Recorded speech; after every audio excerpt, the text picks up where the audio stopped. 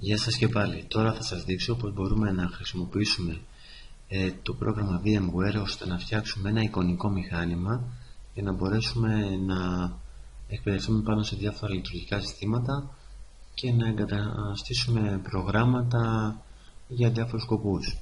Λοιπόν, κατεβάζουμε αυτό το πρόγραμμα VMware Workstation 9 έκδοση και το αποσυμπίζουμε σε ένα φάκελο.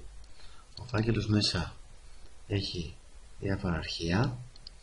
Ανοίγουμε το φάκελο VMware Workstation και τρέχουμε το εκτελέσιμο αρχείο.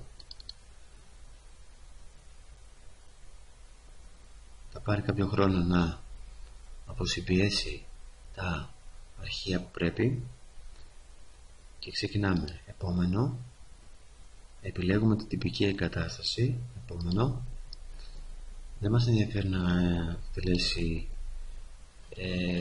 ενημερώσεις κατά την εκκίνηση. Επόμενο, ούτε να βοηθήσουμε το VMware Workstation.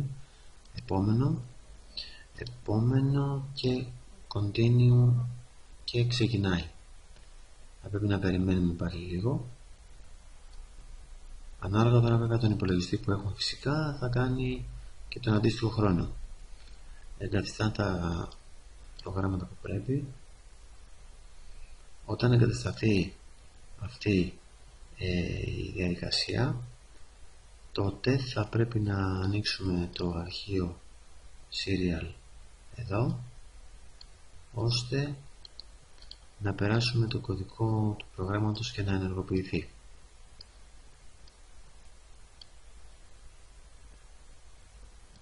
Μισό λεπτό. Λοιπόν, τώρα που έχει ξεκινήσει η διαδικασία της εγκατάστασης, κάποια στιγμή μας ζητάει να βάλουμε τον κωδικό. Ήταν μέσα σε αυτό το φάκελο κωδικός, διαλέγουμε ένα από αυτούς τους κωδικούς που βλέπουμε εδώ. Δεν έχει σημασία ποιος ακριβώς θα είναι. Copy. Και το κάνουμε επικόλληση εδώ με Shift και Insert. Δείχνουμε Ctrl και V. Και πάμε στο βήμα Enter και Finish. Έτσι λοιπόν έχουμε εγκαταστήσει το πρόγραμμα το VMware στον υπολογιστή μας. Εδώ δεν χρειαζόμαστε άλλο και το ανοίγουμε.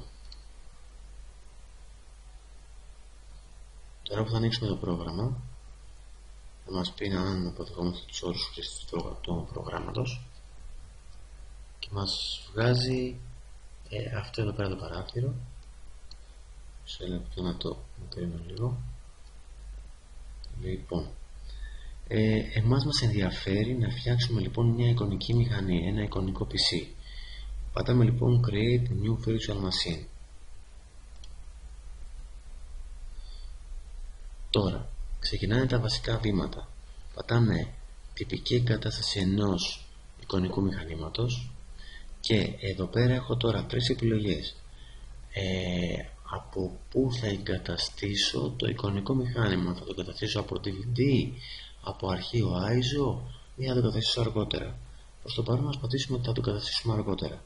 Επόμενο, διαλέγουμε τι έκδοση λειτουργικού θα έχει αυτό το εικονικό μηχάνημα, ας πούμε Windows 7 ή 8 ή ό,τι άλλο θέλουμε. Βλέπετε εδώ πέρα έχει πάρα πολλά.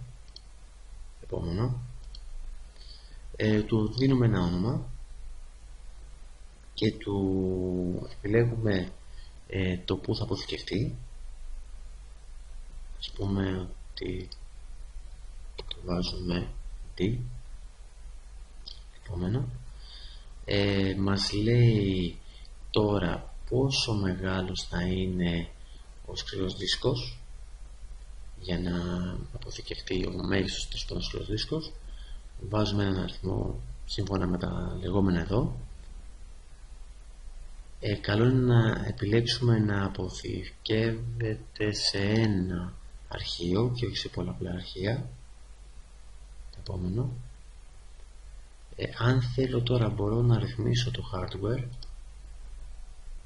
το οποίο σημαίνει πόσο μνήμη θα τραβήξει από τον υπολογιστή μου, πόσους επεξεργαστές θα έχει, εάν θα υποστηρίζει ή όχι CD, DVD, κάρτα ήχου, χτυπωτή, και όλα αυτά και πατάω finish. Έτσι λοιπόν τώρα έχω φτιάξει μια καταχώρηση που λέγεται Windows 7 με αυτά τα στοιχεία, δηλαδή ελάχιστη μνήμη 1 GB, ένα επεξεργαστή, το πολύ maximum 60 GB στο δίσκο, τύπου σκάζι που βλέπετε, sound card, κάρτα ήχου κτλ.